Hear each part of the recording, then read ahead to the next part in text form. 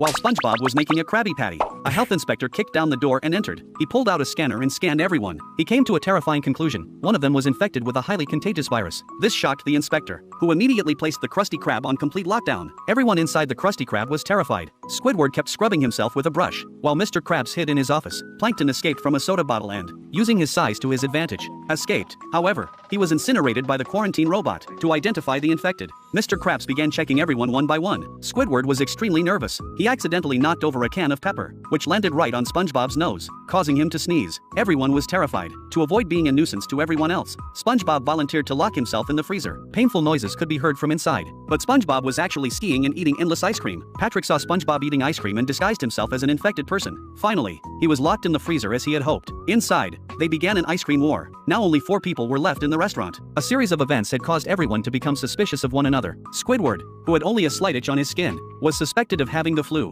Squidward was even locked in the freezer. Tensions were rising. The 3 survivors were all afraid of contracting the flu virus. Puff yawned, and Mr. Krabs immediately locked him in the freezer. Mr. Krabs was completely furious. Pearl had simply returned the money to Mr. Krabs, but Mr. Krabs suspected she had the flu. He refused to listen and locked Pearl in as well. At that moment, everyone in the freezer realized that none of them were infected. Therefore, Mr. Krabs was the only one infected. Everyone decided to capture the true infected person. Everyone rushed out of the refrigerator. Mr. Krabs, frightened, hid under a table, only to fall into the sewer. Squidward, trying to catch him, also fell in. Both were covered in filth, unwilling to be caught. Mr. Krabs escaped. Patrick attacked with his tongue, but Mr. Krabs easily dodged it and began to fight back. The scene descended into chaos. More and more people were covered in filth. In a fierce struggle, Mr. Krabs, the culprit, was caught in a trash can by Puff. The situation once again spiraled out of control. The fight lasted from morning until night. At that moment, the health inspector strolled in. Whistling, he pushed open the door and saw the inside was a mess. Then, a look of guilt crossed his face. It turned out he'd held the tester the wrong way yesterday, and no one was actually infected. But it was too late. Squidward's tentacles were covered in pustules. SpongeBob had become even more hideous. Puff,